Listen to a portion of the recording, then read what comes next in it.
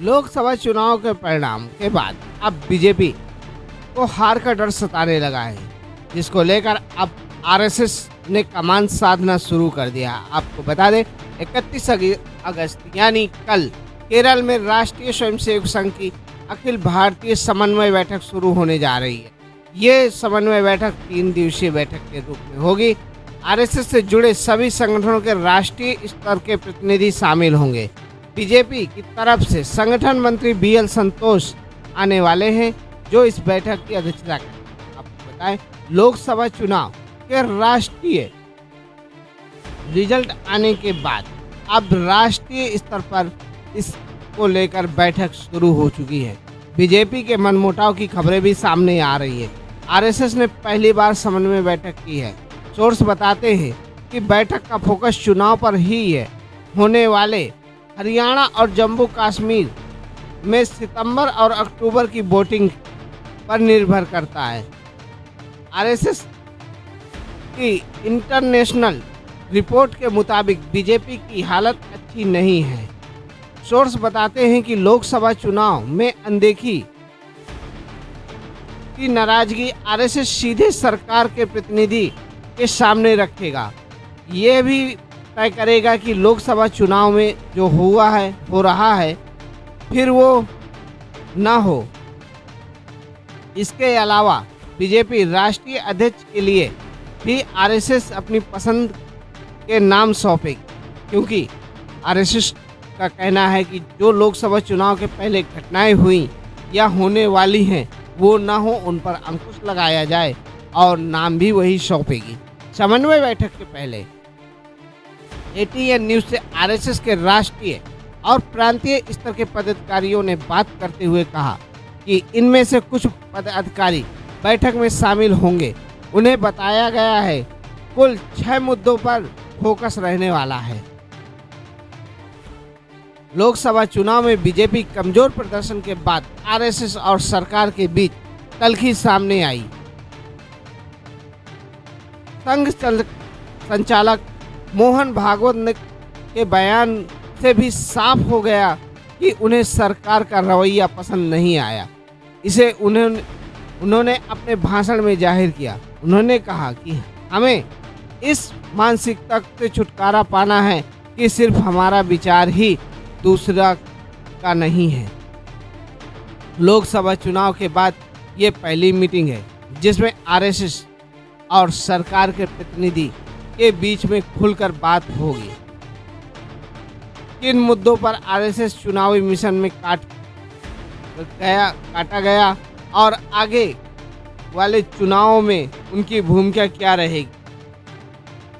RSS की सलाह और नेटवर्क दोनों ही सरकार का कितना ख्याल होने चाहिए, इस पर भी चर्चाएं होंगी।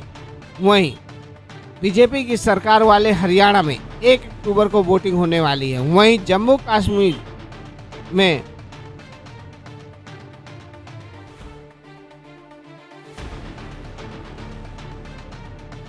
तीन फेज पर वोटिंग होगी, जो कि 18 सितंबर, 25 सितंबर और 1 अक्टूबर को वोटिंग होगी। दोनों जगहों में बीजेपी और आरएसएस की इंटरनेशनल रिपोर्ट खुशखबरी नहीं लाई है। हरियाणा में 2023 में हुए नू दंगों का असर अभी भी देखा जा रहा है। लोगों को लग रहा है कि यह हिंदुओं की अनदेखी की गई। मोनू मनेसर जैसे गौरक्षकों को जेल भेजा गया। हिंदूवादी संगठन और सरकार पीड़ित हिंदुओं के साथ नजर नहीं आई, जिसको लेकर अब लगातार नाराजगी देखी जा रही है। हरियाणा में बेरोजगार और ड्रग्स का मुद्दा भी चुनाव में हावी है। किसानों और पहलवानों के आंदोलन का असर बीजेपी के पक्ष में नहीं है। हालांकि संघ ये बैठक शुरू कर दी है कि हिंदू समुदाय के बीच मैसेज भेजे जा रहे हैं कि लेकिन गुस्साए और हताशों के उत्साह में बदलने का कार्यक्रम रणनीति शुरू कर दी। जम्मू कश्मीर में काम करने वाले आरएसएस के पदाधिकारी बताते हैं कि इलेक्शन के लिए कैंडिडेट्स की लिस्ट जारी कर वापस लेना बीजेपी को कमजोर पकड़ का नतीजा साबित कर रहा है। आरएसएस यहाँ के बीजेपी नेताओं से नाराज है। सोर्स बताते हैं कि कैंडिडेट्स की लिस्ट इतना बड़ी नहीं थी कि वक्त आरएसएस नहीं लेती या फिर उसका निर्णय आरएसएस लेने लायक नहीं थी। बीजेपी के लोकल नेताओं की भी अनदेखी की गई है। गौर करने वाली बात यह है कि वापस की गई लिस्ट को तैयार करने में पीएम नरेंद्र मोदी की सीधी भूमिका थी। 26 अगस्त को बीजेपी की लिस्ट वापस लेने, आरएसएस के एक्टिव होने की संकेत और आरएसएस के वरिष्ठ कार्यकर्ता राम राघव को जम्मू कश्मीर भेजना आरएसएस की सक्रियता और चुनाव में पहल बनी इंटरनेशनल रिपोर्ट का नतीजा है। बीजेपी के राष्ट्रीय अध्यक्ष जेपी नड्डा का कार्यकाल खत्म हो गया। पार्टी ने उनका कार्यकाल जून 2024 तक बढ़ा दिया। जेपी नड्डा अब सेंट्रल मिनिस्ट्री हैं, लेकिन बीजेपी नए अध्यक्ष की तलाश कर रही है। सूत्रों के मुताबिक आरएसएस के बीजेपी अध्यक्ष पद के लिए 3 नाम चुने गए हैं। सबसे ऊपर यूपी के डिप्टी सीएम केशव प्रसाद मौर्य का नाम है। यूपी की पार्टी के खराब प्रदर्शन के वजह से आरएसएस के जमीनी कैंडिडेट की अनदेखी को माना गया है। लिहाजा ऐसे व्यक्ति को पार्टी प्रेसिडेंट बनाने की सलाह दी जाएगी, जो बीजेपी और आरएसएस के बीच की कड़ी है। आरएसएस के बैकग्राउंड वाले व्यक्ति को अध्यक्ष बनाकर मैसेज दिया जाएगा कि आरएसएस अब भी कमजोर नहीं है। आरएसएस और सरकार काम करने में पुराने तरीके पर लौट आई है। संगठन पहले और सरकार बाद। केरल में आरएसएस की अच्छी पैठ है। भारत में उसकी सबसे ज़्यादा 5,5142 शाखाएं केरल में ही हैं। यहाँ आरएसएस 1946 से एक्टिव है। उसके बावजूद केरल में बीजेपी को एंट्री का रास्ता नहीं मिला। पहली बार पार्टी ने त्रिशूल सीट जीतकर खाता खोला। यहाँ से एक्टर सुरेश गोपी का चुनाव जीतना संकेत है कि आरएसएस ने जो जमीन तैयार की है उसमें अब सियासी फसल उगाने लगी है। अब रणनीति बनाई जाएगी कि 2026 के विधानसभा चुनाव में त्रिशूल फार्मूला इस्तेमाल कर ज़्यादा से ज़्यादा सीटें जीती जाएं। फिलहाल नाराज त्रिशूल का पलक कंडा पर है। आपको बताएं, आरएसएस और बीजेपी की इस समय जो नज़र है वो त्रिशूल और पलकंडा पर है। त्रिशूल में बीजेपी जीत का, पलकंडा में उसे 24% वोट मिले। पार्टी कैंडिडेट सी कृष्ण कुमार तीसरे नंबर पर रहे।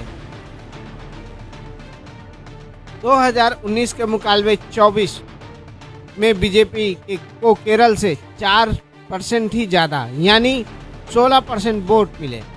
एनडीए को 19% वोट मिले। वोट शेयर बढ़ाने के श्रेय में साउथ केरल को ही जाता है। केरल में आरएसएस की तैयारी जमीनी सरकार कैसी अपनी योजनाओं को लागू करेगी, इस पर भी विचार किया जा रहा है, जिसमें वोटर्स को रुझाव और उसके झुकाव के लिए पार्टी की तरफ से वहां के बीजेपी नेता और केंद्रीय भूमिका बढ़ाते हैं, ताकि वोटर्स को लगे कि बीजेपी से जुड़े तो उनकी आवाज़ केंद्र तक पहुंचाई जाएगी।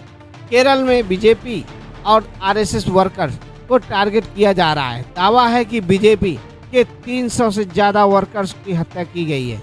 इसीलिए वोटर्स के दिमाग में साफ है कि अगर उन्हें वोट दिया भी तो कोई फायदा नहीं। आरएसएस का मानना है कि कम्युनिस्ट पार्टी प्रोपेगेंडा खत्म करके बीजेपी को ताकतवर दिखाने के लिए सेंट्रल लीडरशिप और केरल में दखल होगा।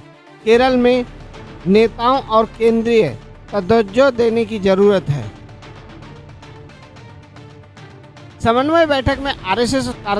के कार्यकर्ताओं को भी मैसेज दिया गया कि सत्ता के मुख सुख में न डूबें।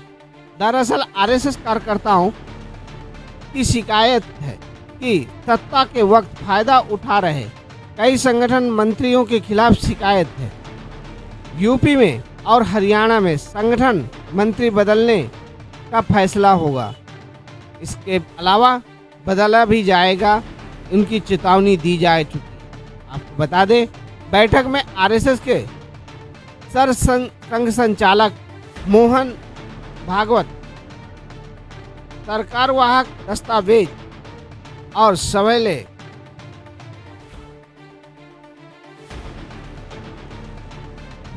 के साथ मिलकर आगे की भूमिका तैयार कर रहे हैं। राष्ट्रीय पदाधिकारी इस बैठक में शामिल होने वाले हैं। राष्ट्रीय सेविका समिति, वनवासी कल्याण आश्रम, हिंदू संगठन, विश्व हिंदू परिषद, अखिल भारतीय विद्यार्थी परिषद, भारतीय किसान संघ, विद्या भारतीय, भारतीय मजदूर संघ सहित 32 संगठनों को राष्ट्रीय अध्यक्ष, संगठन मंत्री और प्रमुख पदाधिकारी भी आएंगे। इसी दौरान आरएसएस की शाखा के विस्तार और सभी संगठनों में कामकाज की सीधी समीक्षा भी होगी। संगठनों के लिए आगे 1 साल का लक्ष्य रखा जाएगा। लोकसभा चुनाव में आरएसएस के मुद्दे को इग्नोर करना सरकार को भारी पड़ा है। अब लोकसभा चुनाव में के बाद आरएसएस और बीजेपी की बड़ी तल्खी में एटीएन न्यूज ने रिपोर्ट की थी कि सोर्सों से पता चला है कि चुनाव में आरएसएस और बीजेपी के मुद्दे की लिस्ट सौंपी जाएगी। रिपोर्ट में कहा गया था कि विपक्ष ईडी और सीबीआई की कार्रवाई करने और उसे लुटेरे बताने की जगह अपने अस्तित्व में देखना चाहिए। इसे नरेशन बढ़ाने चाहिए और देश की सुरक्षा, दुनिया भर में समानता और हिंदुओं की पहचान के लिए अगर कोई पार्टी खड़ी है तो वो बीजेपी है। नेशनल और इंटरनेशनल सिक्योरिटी के मुद्दे पर सरकार के पास कोई उपलब्ध है तो वो आरएसएस का सलाह और उपलब्धि के तथ्य पर उसके साथ खड़ा है। ग्राउंड में जनता इन मुद्दों को सुनने भी चाहती है। इंटरनेशनल लेवल पर बनी इमेज पर बात करें तो जरूरत है कि इस मुद्दे की रिपोर्ट कार्ड भी दिया जा सके। चंपत राय ने यह भी कहा कि वित्तीय गड़बड़ी के आरोप लगने के बाद आरएसएस ने चंपत राय को चित्रकूट के प्रतिनिधि सभा में बुलाया और सख्त चेतावनी दी। इसके बाद बीजेपी के राम मंदिर का मसला सीधा अपने हाथ में ले लिया। आरएसएस की सलाह पर ध्यान न देने की जरूरत समझी। इस मसले पर आरएसएस ने बीजेपी से सीधी बात की। उनका मानना था कि राम मंदिर राजनीतिक आंदोलन नहीं है, इसके लिए राजनीति से बचना चाहिए। यह हिंदुत्व का मुद्दा है, लोगों की आस्था है। अगर जनता को लगा कि राम मंदिर पर राजनीति हो रही है तो बीजेपी से दूर हो जाएगी। आरएसएस की इस सलाह को भी नहीं माना गया। इसका असर हुआ कि बीजेपी अयोध्या की सीट भी हार गई। आरएसएस लगातार ये बात बीजेपी तक पहुंचा रहा था कि चुनाव में ईडी और सीबीआई का इस्तेमाल न करें। इससे एक तबका विपक्ष की विक्टिम माना जाएगा। विपक्ष की छवि अच्छी बनेगी और बीजेपी की छवि खराब होगी। बीजेपी पर प्रताड़ित करने वाला तानाशाह की बयान बना दिया जाएगा और विपक्ष को इसका फायदा मिलेगा। ग्राउंड में हमारे कार्यकर्ता इस बात का जवाब नहीं दे पा रहे हैं कि डिप्शिव हो रहा है। बीजेपी ने इस चेतावनी को इग्नोर किया। बीजेपी ने आरएसएस की वॉशिंग मशीन वाली छवि को भी चेतावनी दी थी। पार्टी ऐसे नेताओं को शामिल न करे जिन पर करप्शन का आरोप है। आरएसएस ने बताया था कि ग्राउंड पर मुद्दे और बीजेपी को नुकसान पहुंच सकता है। विपक्ष की छवि विक्टिम बन गई और राहुल गांधी बीजेपी के सत्ताधारी नेता और तौर नेता के तौर पर सामने आए। हालांकि एक बार बीजेपी अड़ी रही, आरएसएस की सल्लाएं ठंडे बस्ते पर डाल दिया। चुनाव में यूपी ने बीजेपी को बड़ा झटका दिया। इस झटके में आरएसएस के टिकट बंटवारे के वक्त भाजपा ने आरएसएस की 10 से ज़्यादा सीटों में कैंडिडेटों की असहमति दी। इसमें प्रतापगढ़, बस्ती, कौशाम्बी, रायबरेली और कानपुर जैसी सीटें शामिल थीं। कानपुर के अलावा बीजेपी के कैंडिडेट हार गए। आरएसएस का कहना है कि कुछ सांसदों को छोड़कर हमारे नए लोगों को टिकट देना चाहिए, जैसे दिल्ली में। हालांकि टिकट बंटवारे पर के मामले में आरएसएस विवश थी। मोदी सरकार के नारे में आरएसएस 2014 में नजर आई। यह नारा आरएसएस आइडियोलॉजी के फिट नहीं था। आरएसएस के वक्त ऐसे नारे नहीं चलते थे। आरएसएस व्यक्तियों को नहीं, संगठन को, समूह को तरजीह देती है। मोदी सरकार के नारे में व्यक्ति सर्वोपरि दिखाई दिया। बीजेपी लंबे वनवास के बाद सत्ता में लौटी दिखी, इसीलिए आरएसएस इस पर खामोश रहा। अब इस पर चर्चा हो रही है कि चुनाव में मोदी सरकार को किन गलतियों पर ध्यान देते हुए आगे अपनी सत्ता को बढ़ाना चाहिए।